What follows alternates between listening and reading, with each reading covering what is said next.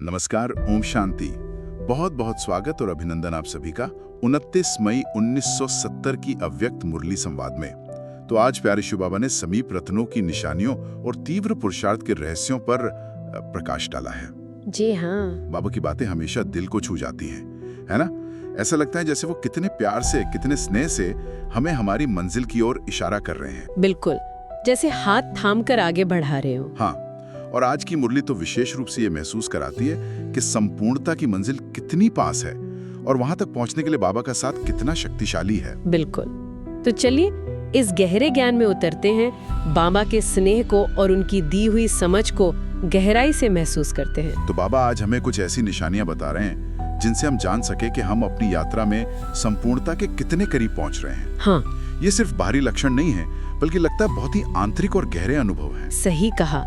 इन्हें जानना ही अपने आप में खुशी और उमंग भर देता है ना। बिल्कुल।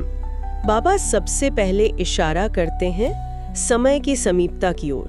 वो पूछते हैं कि क्या हमें अंत समय के नजदीक आने का एहसास है, और क्या इस एहसास के साथ साथ अपने संपूर्ण स्वरूप का लक्ष्य, वो मंजिल जो हमें पानी है, वो भी स्पष्ट रूप से सामने रहती है।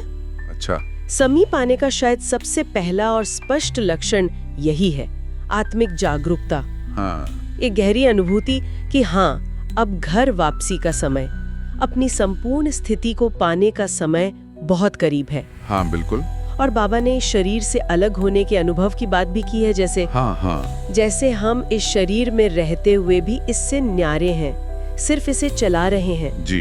ये सुनने में ही कितना हल्कापन महसूस कराता है, जैसे बाबा हमें देह अभिमान के बोझ से धीरे धीरे मुक्त कर रहे हों। हाँ, बाबा कहते हैं कि जो रत्न संपूर्णता के समीप होंगे वो बहुत स्पष्ट रूप से अनुभव करेंगे कि ये शरीर उनसे अलग है, जैसे कोई वस्त्र पहना हुआ है, अच्छा, के स्वरूप पर टिका रहेगा। और बाबा जोर देते हैं कि ये सिर्फ सोचना नहीं, बिल्कुल नहीं। ये केवल सोचने या कल्पना करने की बात नहीं होगी। बाबा कहते हैं ये एक प्रैक्टिकल, जीवंत अनुभव होगा। प्रैक्टिकल मतलब उतना ही वास्तविक जितना अभी हमें इस स्थूल शरीर का अनुभव होता है। जी हाँ, बिल्कुल उतना ही रियल। ये बात तो बहुत ध्यान खींचती है। एक ही समय पर दो स्वरूपों का अनुभव, है ना? अद्भुत। हाँ, जैसे बाबा ने कहा, एक आंख में अपना संपूर्ण फरिश्ता स्वरूप और दूसरी आंख में भविष्य का प्रिंस या प्रिंसेस का देव स्वरूप। जी। ये कितना अद्भुत नजारा होगा अपनी ही चेतना का। पर ये स्थिति रोजमर्रा की जिंदगी में मतलब कैसे अनुभव होती होगी? क्या दुनिया के काम करते हुए भी अंदर ये चलता रहेगा? हाँ, बाबा इसे और स्पष्ट करते हैं। वो कहते हैं कि बैठे बैठे, चलते फिरते, अच्छा, सेवा करते हुए भी वाह, ऐसा अनुभव होगा जैसे आत्मा यहाँ इस स्थूल दुनिया में होते हुए भी अपने उस संपूर्ण स्वरूप में स्थित है। वाह। ये पुरुषार्थी शरीर जिसमें अभी मेहनत चल रही है, वो जैसे पीछे हट जाएगा, मर्ज हो जाएगा, और वो अव्यक्त फरिश्ता रूप और भविष्य का देव रूप वो इमर्ज होके सामने आ जाएंगे। अच्छा। जैसे बाबा ने मिसाल दी, एक वस्त्र छोड़कर दूसरा पहन लिया। हाँ, बिल्कुल वही। तो ध्यान नए वस्त्र पर रहता है, पुराने पर नहीं, है ना? सही बात है। इसी तरह शरीर का भान, उसकी तकलीफें, उसकी सीमाएं, वो सब पीछे छूटती जाएंगी और आत्मा अपने असली, शक्तिशाली, हल्के स्वरूप में स्थित होती जाएगी, दुनिया में रहते हुए भी दुनिया से न्यारापन। इसी हल्केपन से जुड़ा शायद बाबा का वो विल पावर वाला इशारा है। हाँ, विल पावर। जैसे कोई अपनी जायदाद की वसीयत विल कर देता है। बाबा ने इस कॉन्सेप्ट को संपूर्णता से कैसे जोड़ा है? ये बहुत। हाँ, ये विल करना हमें शक्ति कैसे देता है? ये सिर्फ चीजें छोड़ना है या कुछ और गहरा है? देखिए, जब कोई व्यक्ति अपनी सारी संपत्ति की विल कर देता है तो वो उसके मेरेपन के भाव से, हाँ, और उसकी जिम्मेदारी से मुक्त हो जाता है ना, हल्का महसूस करता है। बिल्कुल हल्का। बाबा कहते हैं उसी तरह संपूर्णता के समीप आने वाले रत्न वो अनुभव करेंगे कि उन्होंने सिर्फ स्थूल बातें ही नहीं, अच्छा, बल्कि अपने संकल्प तक, अपनी हर इच्छा, अपना हर प्लान, सब कुछ प्यारे बाप को विल कर दिया है। संकल्प भी? हाँ, संकल्प तक। बाबा ये तन, ये मन, ये धन, ये संकल्प भी आपके हवाले। वाह। ये केवल बाहरी त्याग नहीं है, ये मन और बुद्धि का संपूर्ण समर्पण है। पूरा समर्पण। जी।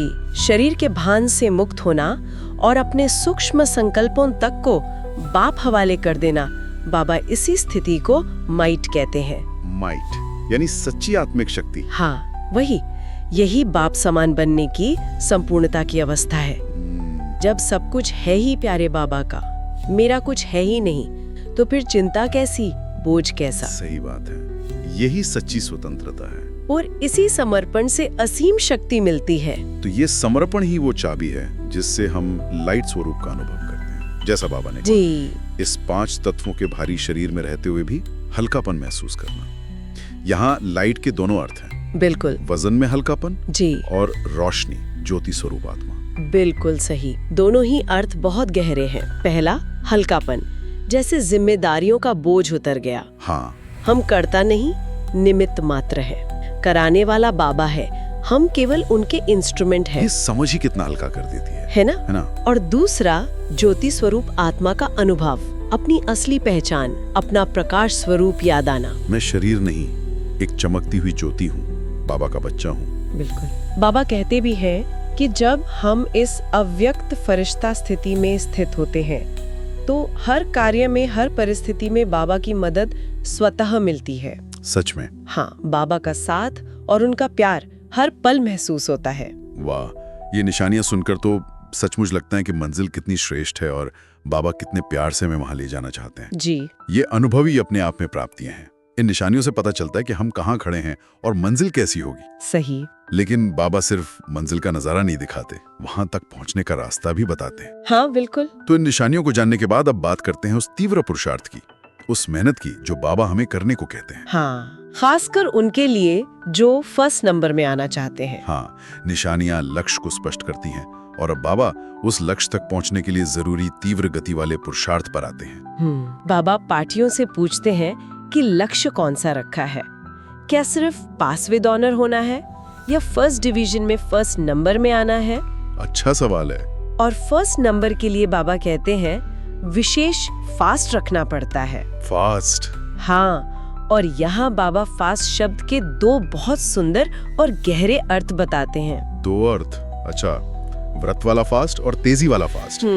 बाबा कितने सहज तरीके से एक ही शब्द में कितनी गहरी शिक्षा दे देते हैं, है ना? हाँ। कृपया इसे विस्तार से समझाएं। पहला फास्ट है व्रत, मतलब उपवास या दृढ़ संकल्प। ठीक है। बाबा कहते हैं स्थूल पवित्रता का व्रत तो सभी ब्राह्मण आत्माएं रखती हैं। हाँ, वो तो है। लेकिन जो फर्स्ट नंबर में आना चाहते हैं उन्हें एक विशेष और सबसे ऊंचा व्रत रखना है। कौन सा व्रत? एक बाप दूसरा ना कोई। एक बाप दूसरा ना कोई। हाँ, इसका अर्थ है हर संकल्प में, हर बोल में, हर कर्म में, हर संबंध में, हर परिस्थिति में केवल और केवल एक बाप की याद और उसकी श्रीमत का आधार हो। हर चीज में।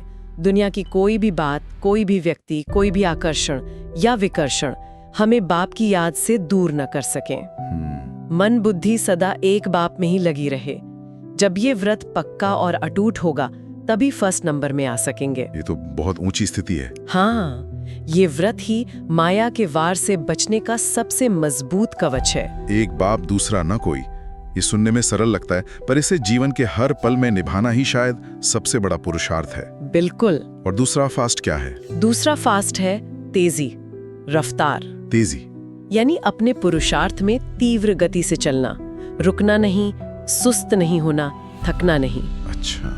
मंजिल सामने है, समय कम है, इसलिए तेजी से कदम बढ़ाने हैं। अपने हर क्षण को सफल करना है, संकल्पों की गति को व्यर्थ से समर्थ की ओर मोड़ना है।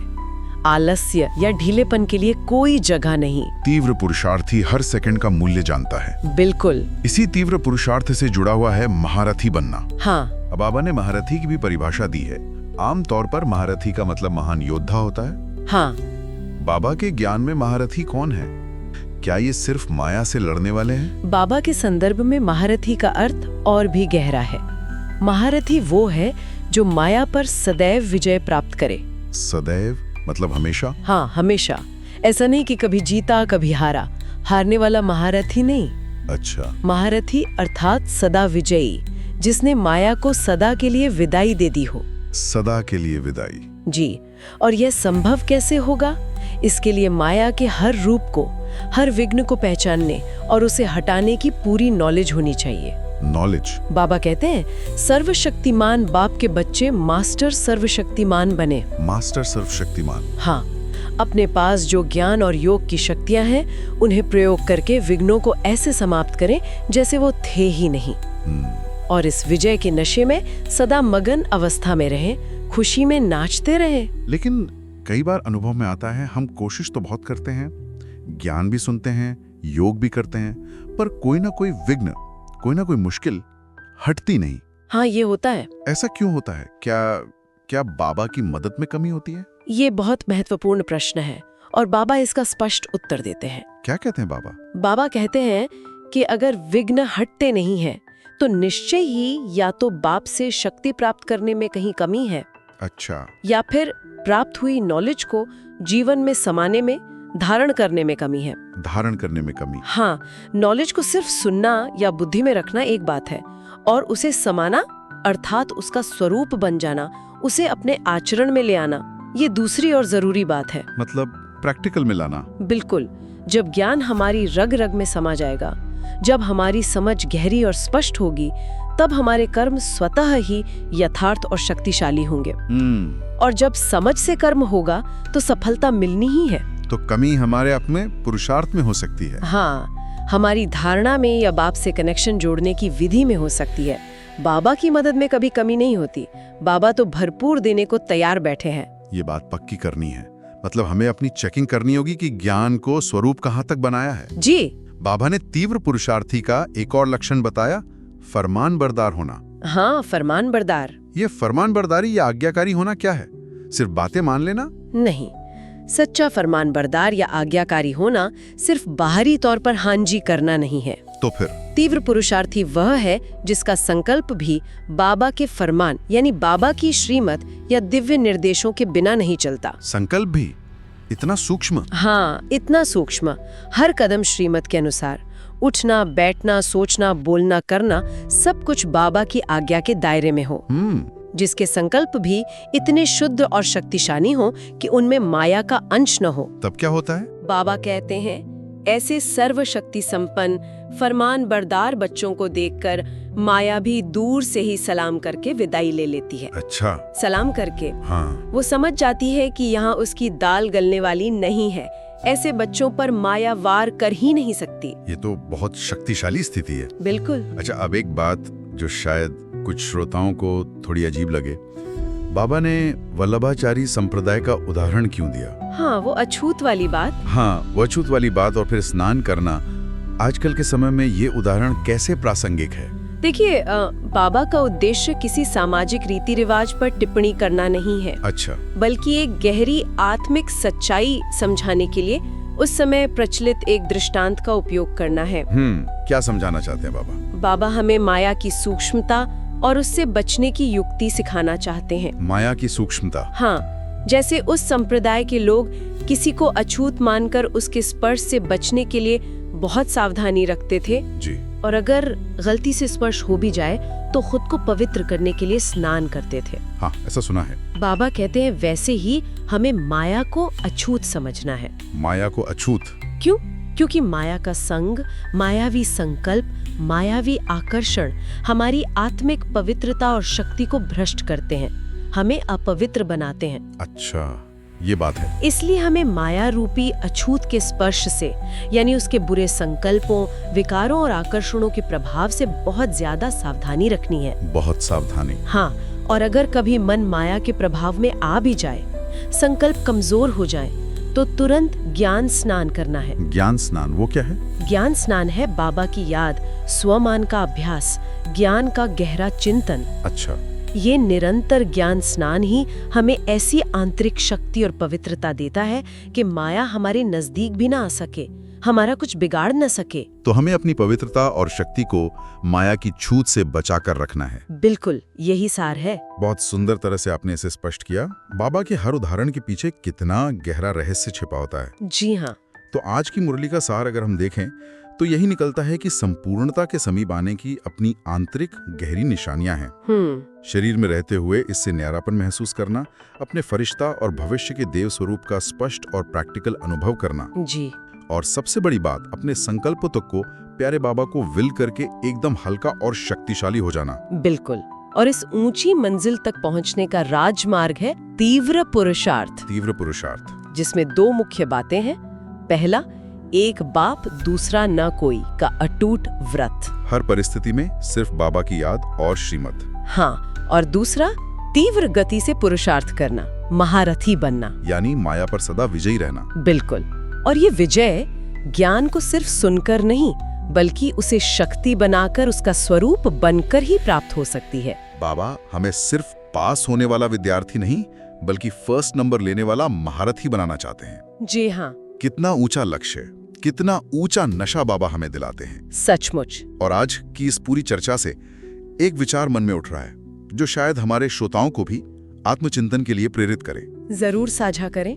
बाबा ने कहा, एक बाप दूसरा न कोई का व्रत रखना है। हाँ, अगर हम सचमुच ईमानदारी से जीवन की हर छोटी बड़ी परिस्थिति में, हर रिश्ते नाते में, हर फैसले में, हर उठते हुए विचार में सिर्फ और सिर्फ एक बाप की याद और उनकी श्रीमत को ही अपना एकमात्र आधार बना लें, तो क्या हमारी रोजमर्रा की चुनौतियां, विघ्न, चिंताएं, दूसरों की बातें, अपने ही देह अभिमान के सूक्ष्म रूप, क्या ये सब स्वतः ही हल्के या समाप्त नहीं हो जाएंगे? बहुत अच्छा प्रश्न है। क्या यही निरंतर एकनिष्ठ याद ही वो माइट या आत्मिक शक्ति पैदा करती है जिसका बाबा ने जिक्र किया?